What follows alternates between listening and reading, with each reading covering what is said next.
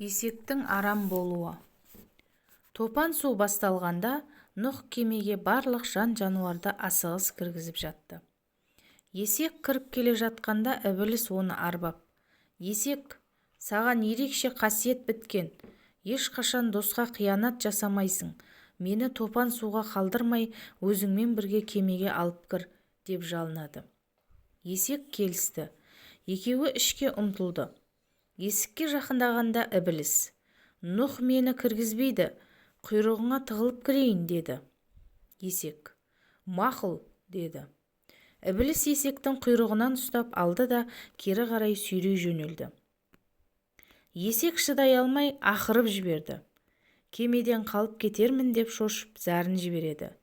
Тар жерде тапырлап тұрған хайуандар азан-қазан болды.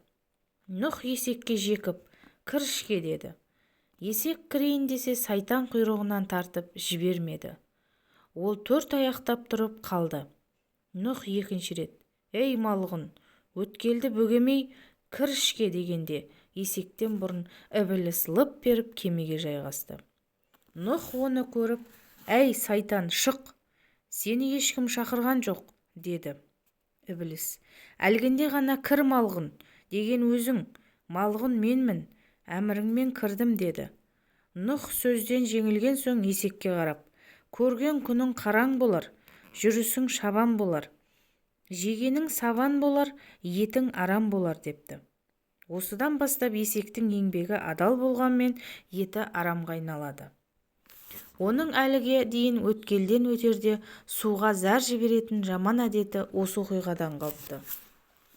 Қазір де есек ібілісті көрсе, өткелдегі оқиға есіне түсіп, ақырып жаны қалмай қорқады екен. Нұх ібіліске не амал қыларын білмей қатты састы. Сол кезде Тәңірісі: «Әй Нұх, ібіліске тиіспе, мен оған қияметке дейін тірі жүретін ғұмыр бердім, ол адамзатпен бірге өмір сүреді», деді. Сосын барып пайғамбардың уайымы басылды. Бір күні ол ібіліске уағыз айтып бетін бері бұрмақ болды. Ібіліс оған: «Әй Алланың елшісі, менің тәуба еткім келеді. Сен пайғамбарсың, Құдайға сөзің өтеді. Тәңірге дұға етші, менің күнәмді кешіп, тәубемді қабыл етсін», деді. Нұх қуанып кетіп: «Уа жасаған ем, мына ібіліс малғұн тәуба етіп отыр, тәубесін қабыл етіп, күнәсін кеше көр», деді. «Ей Нұх, мен кешірімді Алламын, дүниеде мен кешпейтін күнә жоқ. Ібіліс әлімсақта адамға сәжде етпей қасарысып, менің дәргейімнен қуылып еді.